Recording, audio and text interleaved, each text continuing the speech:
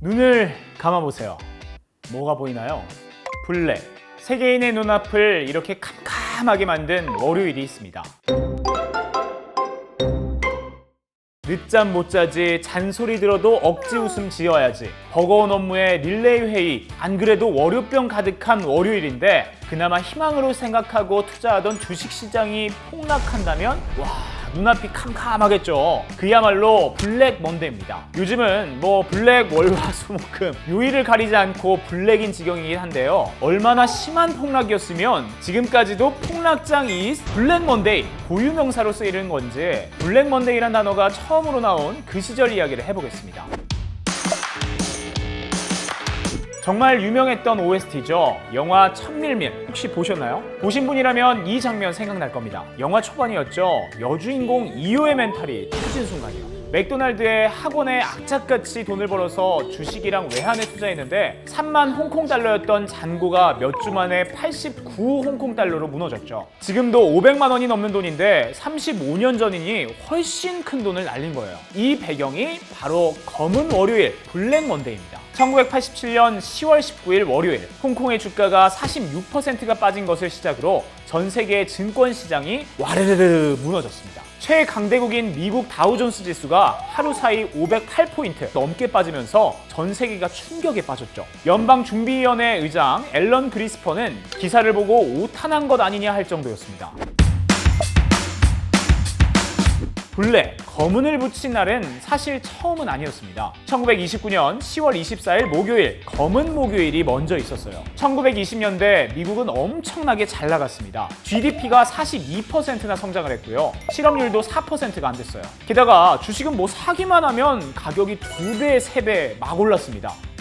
근데 돈 왜 빌리세요? 주식하려고요. 오케이, 묻고 10배로 가!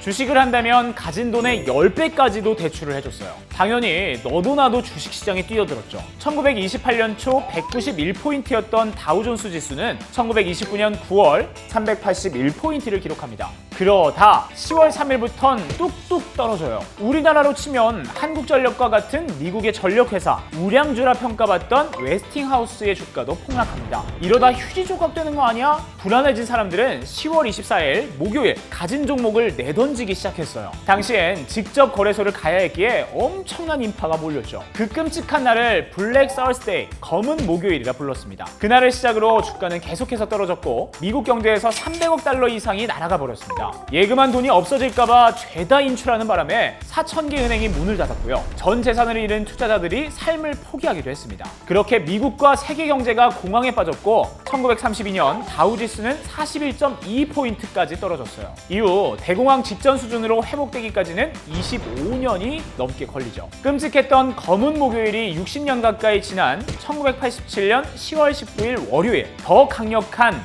두 번째 암흑의 날이 찾아옵니다. 블랙 먼데이죠.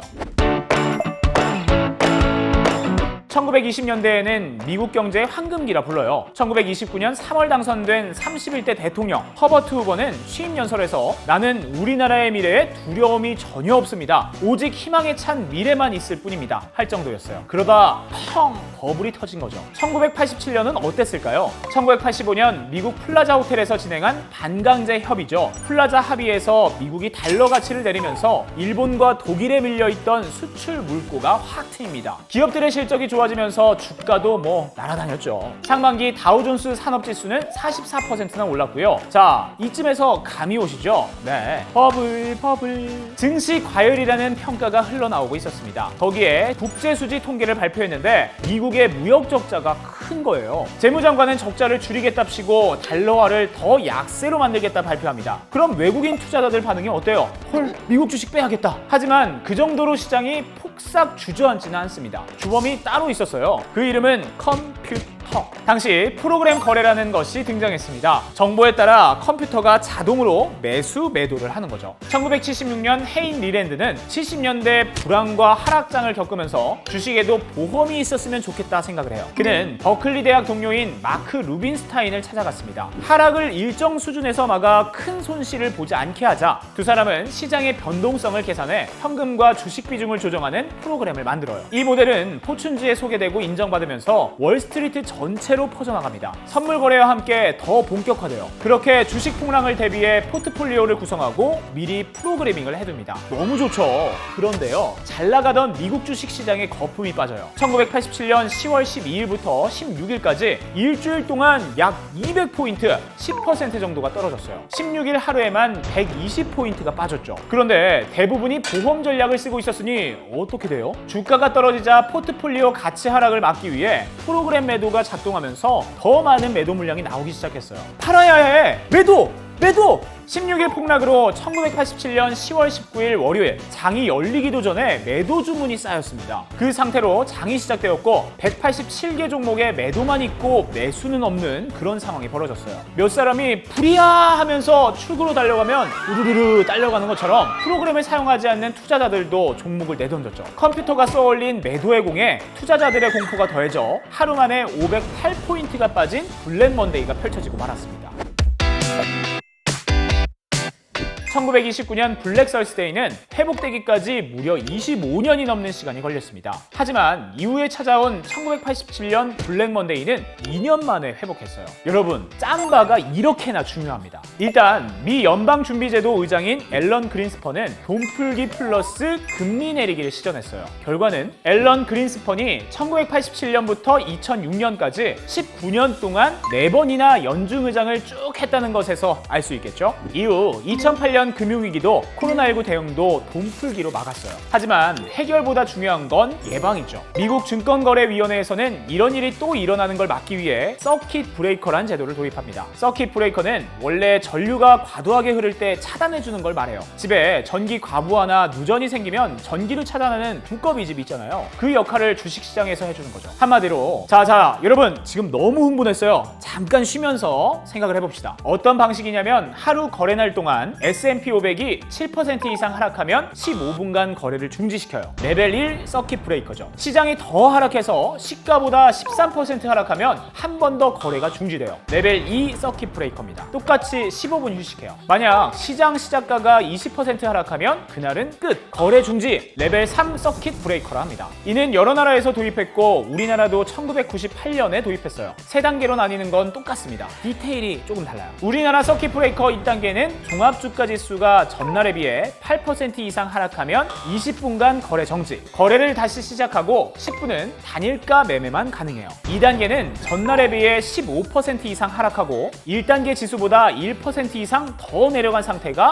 1분간 지속되면 또 20분간 거래 정지, 역시 10분은 단일가 매매만 할 수 있습니다. 만약 20% 이상 내려가고 2단계 지수보다 1% 이상 추가 하락한 상태가 1분간 지속됐다? 그럼 3단계가 발동이에요. 그날 장은 아예 종료됩니다.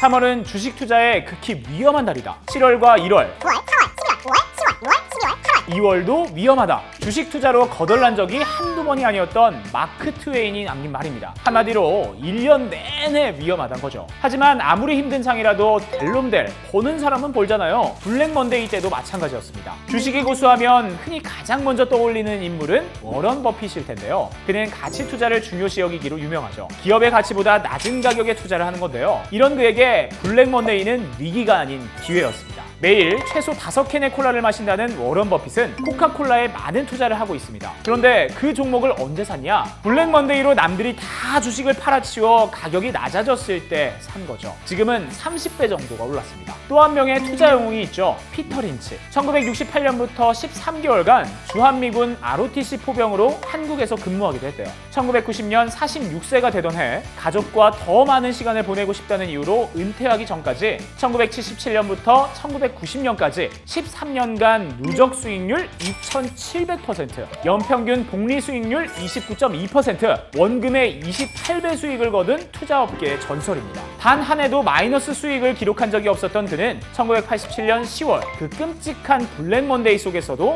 플러스를 지켰죠. 블랙 먼데이를 포함해 13년간 9번의 주가 하락 시기를 겪은 그는 이렇게 말했습니다. 하루에 508포인트가 하락하든 108포인트가 하락하든 우수한 기업은 성공하고 열등한 기업은 실패한다. 투자자들 역시 여기에 합당한 보상을 받게 될 것이다.